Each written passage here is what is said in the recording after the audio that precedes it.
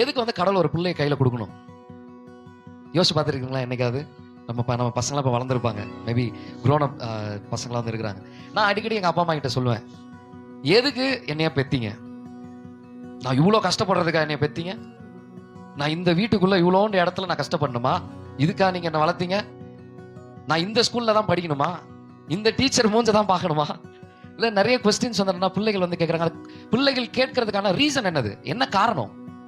எதனால பிள்ளைகள் பெற்றோர்களை பார்த்து தரக்குறைவா இல்ல வந்து ஏளனமா கேள்வி கேட்கறாங்க?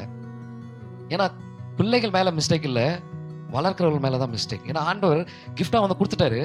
அந்த கிஃப்டை நான் எப்படி பயன்படுத்துறேன்னு தான் விஷயம். இப்போ எனக்கு இந்த ஃபோன் கிஃப்டா வந்துச்சு. இந்த ஃபோனை நான் ஃபோன் பேசுறதுக்கு யூஸ் பண்ணலாம், தேவையில்லாத சேட்டிங் பண்றதுக்கு யூஸ் பண்ணலாம், இல்ல இன்ட்ரெஸ்டிங்கான வீடியோஸ் எடுக்கிறதுக்கும் நம்ம வந்து யூஸ் பண்ணலாம், தேவையில்லாத வீடியோஸ் பார்க்கறதுக்கும் யூஸ் பண்ணலாம். அப்போ ஆண்டவர் எனக்கு கொடுத்திருக்கிற பிள்ளை செல்வத்தை நான் சரியான விதத்துல